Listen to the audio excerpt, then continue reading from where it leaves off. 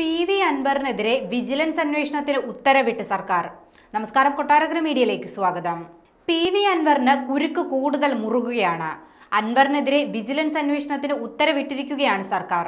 ഭൂമി അനധികൃതമായി തരം മാറ്റി കൈവശം വെച്ചു എന്ന പരാതിയിലാണ് അന്വേഷണം നടക്കുന്നത്. അഡീഷണൽ ചീഫ് സെക്രട്ടറിക്ക് വേണ്ടി അണ്ടർ സെക്രട്ടറിയാണ് വിജിലൻസ് അന്വേഷണത്തിനുള്ള ഉത്തരവ് നൽകിയിരിക്കുന്നത്. ആലുവ ഈസ്റ്റ് വില്ലേജിൽ ഉൾപ്പെട്ട 11 ഏക്കർ ഭൂമി അനധികൃതമായി കൈവശം വെച്ചു എന്ന പരാതിയിൽ നടത്തിയ പ്രാഥമിക പരിശോധനാ റിപ്പോർട്ടിൽ വിശദമായ അന്വേഷണം നടത്തി റിപ്പോർട്ട് നൽകണമെന്നാണ് ഉത്തരവ്. വിജിലൻസ് ഡയറക്ടർക്കാണ് ഇത് സംബന്ധിച്ച് നിർദ്ദേശം നൽകിയിരിക്കുന്നത്. വിശദമായ അന്വേഷണത്തിന് സ്പെഷ്യൽ ഇൻവെസ്റ്റിഗേഷൻ തിരുവനന്തപുരം യൂണിറ്റ് 2 ചുമതല നൽകിയാണ് ഉത്തരവ് പുറത്തിറക്കിയിരിക്കുന്നത്. പാട്ടാവകാശം മാത്രമുള്ള ഭൂമി അനധികൃതമായി കൈവശപ്പെടുത്തിയെന്നാണ് പി.വി. അൻവറിനെതിരായ ആരോപണം. കൊല്ലം സ്വദേശിയായ മുരുകേഷ് നരേന്ദ്രൻ എന്നയാൾ നൽകിയ പരാതിയിൽ ഉന്നയിച്ചിട്ടുള്ള ആരോപണങ്ങളുടെ നിജസ്ഥിതി കണ്ടെത്തുന്നതിനായി വിശദമായ അന്വേഷണം നടത്തി സമയപരിധിക്കുള്ളിൽ റിപ്പോർട്ട് സർക്കാരിന് നൽകണമെന്നാണ് ഉത്തരവിൽ വിജിലൻസ് ഡയറക്ടറോട് ആവശ്യപ്പെട്ടിരിക്കുന്നത്.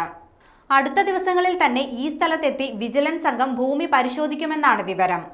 മുൻപ് ഉയർന്നു വന്ന വിവാദങ്ങളും അന്വേഷണങ്ങളും രാഷ്ട്രീയ പ്രേരിതമാണെന്നും പകപോക്കലാണെന്നുമായിരുന്നു അൻവറിന്റെ വാദം. പുതിയ വിവാദത്തിൽ അൻവർ ഇതുവരെ പ്രതികരിച്ചിട്ടില്ല.